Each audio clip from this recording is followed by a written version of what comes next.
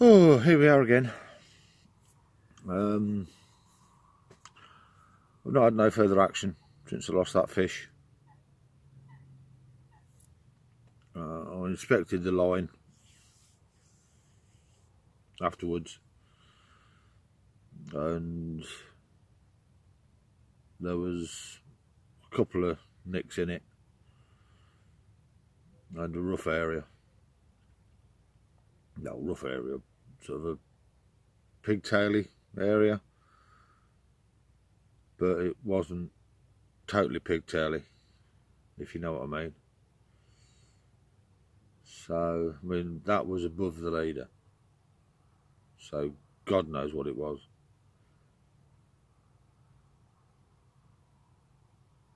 Right, time's 25 to 3 now.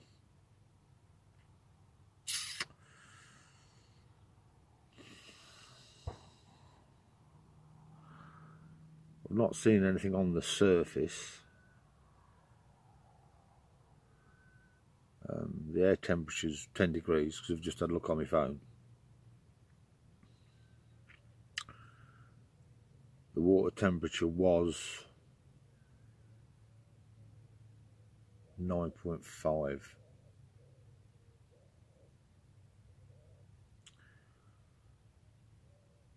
We've had quite a bit of sun today, so I'm expecting it to go up to nearer to 10, which is alright because I've got my fish meal with me. It's not, how can I put it? It's not a new fish meal, but I've changed some of the ingredients within my old fish meal mix.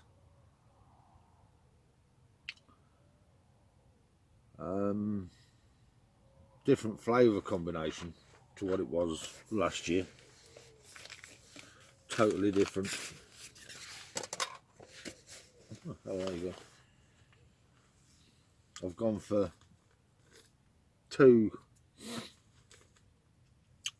fishy flavours this year and a spicy essential oil.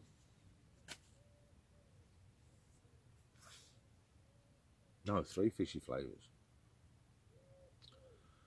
and a spicy essential oil. Last year, when I started fishing again in September, I just used maple with a little bit of maple syrup in there as well.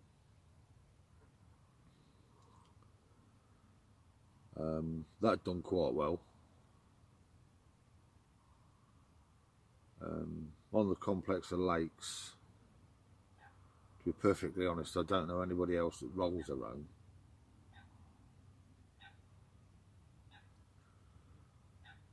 I know one of the members actually works for a bait company within the factory, so you can more or less turn and say, yeah, he's rolling his own, but it's not his own, if you know what I mean.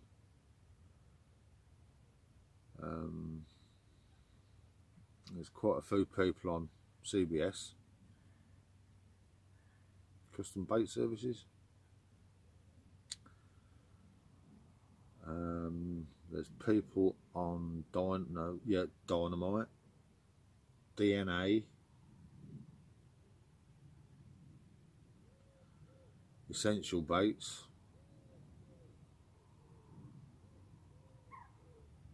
So we've got a wide variety of different bait companies, baits going in the water, but I still roll my own. I hate doing it, but it's how I grew into carp fishing.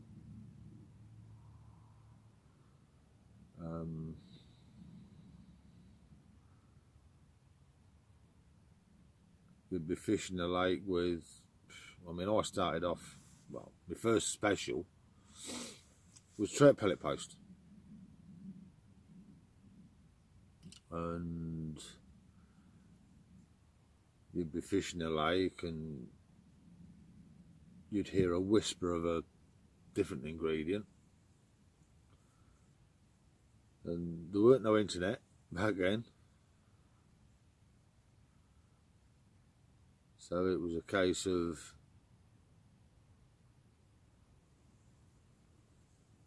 going around all the health food shops, all the chemists,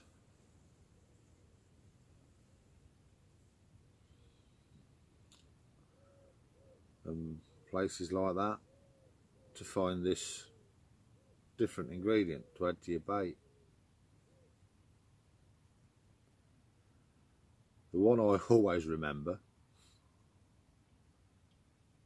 is calcium caseinate, or as carp anglers know it, as calcium caseinate. I was looking high and low for this stuff. I couldn't find it.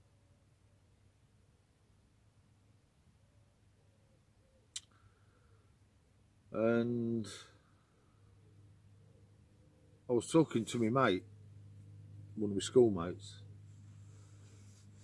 and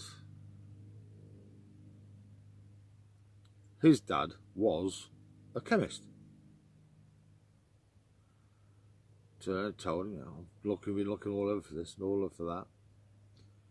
So he had a word with his dad, and the next time I see him, he turned around and says, well, you want to go in the shop and have a look for Castellan 90? So that's exactly what it is. So that's what I did. It was pretty expensive buying it like that.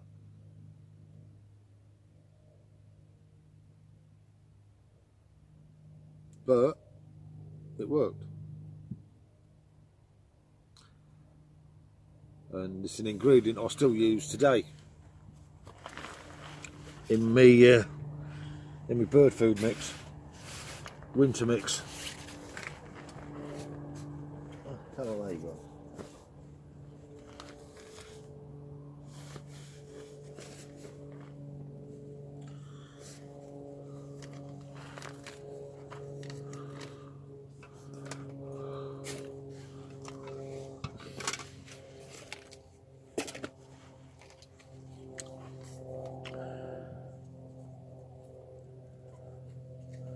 And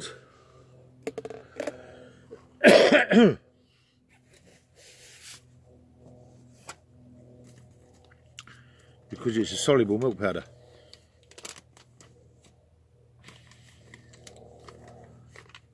and it also makes your baits light if you had too much of it. Same as sodium caseinate, but I prefer calcium for the simple reason sodium caseinate can be a right pain. Be a right pain to work with.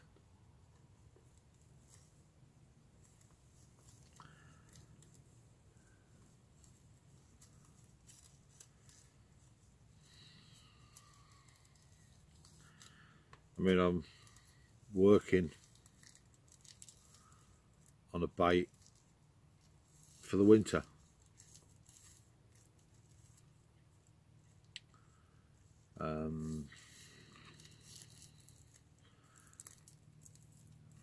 Some people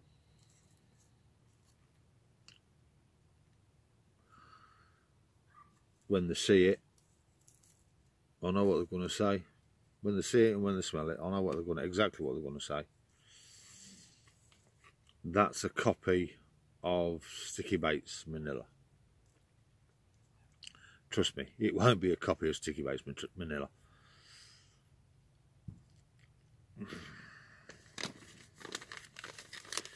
Yes, it will have vanilla meal in it.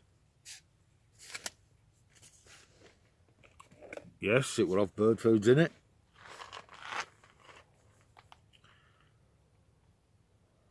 But it will also have refined milks in it.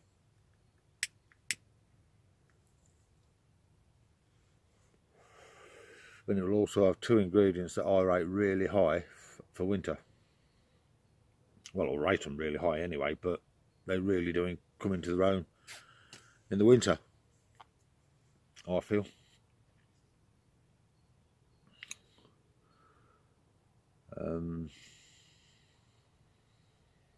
Yeah, I can see me catching a lot of fish on that one.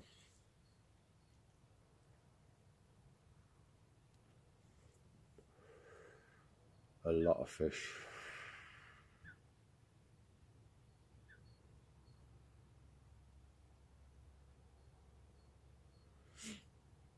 It's going to be too expensive to use all the year round.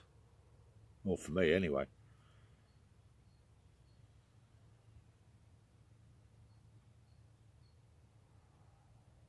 It's going to have 1, 2, 3, 4 different refined milks in it. And at 15 quid a kilo for the refined milks, plus the other bits and pieces, it's going to work out expensive. Hence why it's only going to be used for winter.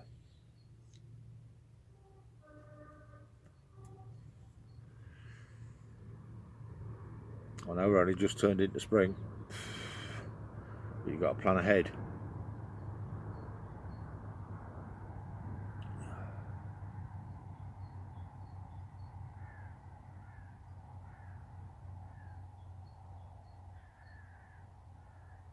I should start introducing that.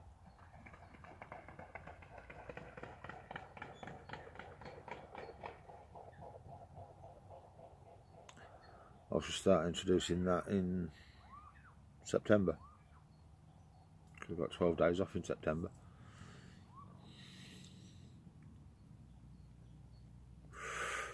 Saying that, I've also got 12 days off at the end of this month.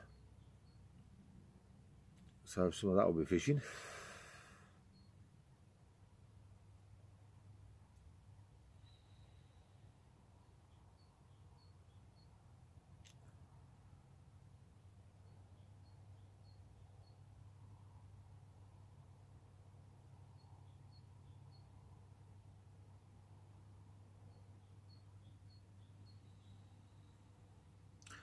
Yeah. It will be interesting.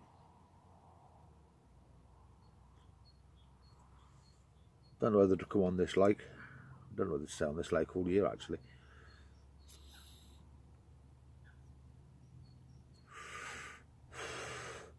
The only thing that puts me off fishing this through the summer months is the cats. Really hate catfish. I know some people like them, but I hate them. Slimy, smelly, bloody things.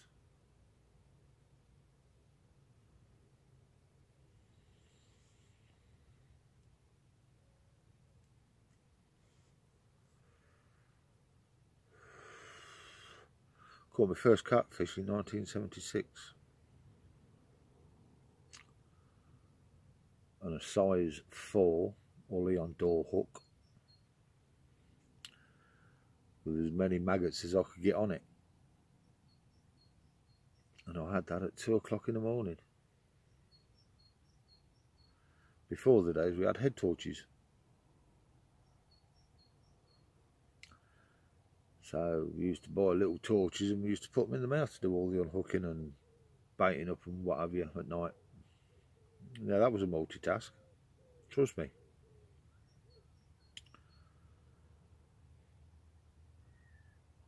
Look a right dork you did.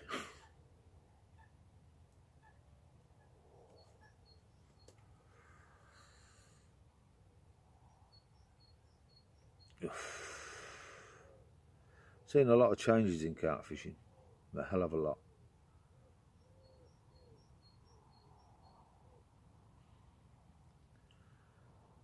From the days of you knowing more or less every single carp angler within your county, to the days where now I couldn't even tell you how many carp anglers there was in my village.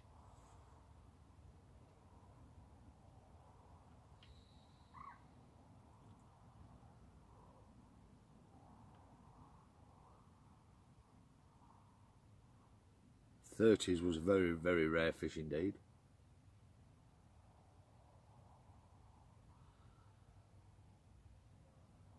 '20s was, it was catchable, but there wasn't many of them about.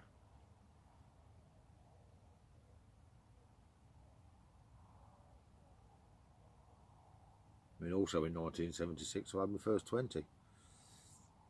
I had 2 that season.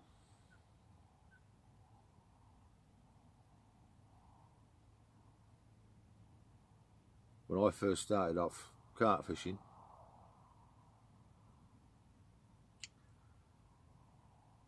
it was a case of setting yourself targets to improve yourself, but you took it step by step. You go for so many single figure fish one year, then you'd go for so many low doubles, then upper doubles, then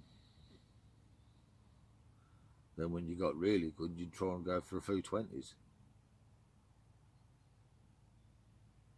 But nowadays, most of the people coming into carp fishing, they'll go into a tackle shop, they can buy everything they need, and then when they've paid for it, the first thing they'll ask the bloke behind the counter, where can I go and catch a 30-pound carp or 40-pound carp? Sorry, nah. In my day, you had to, if you like, you had to do like an apprenticeship.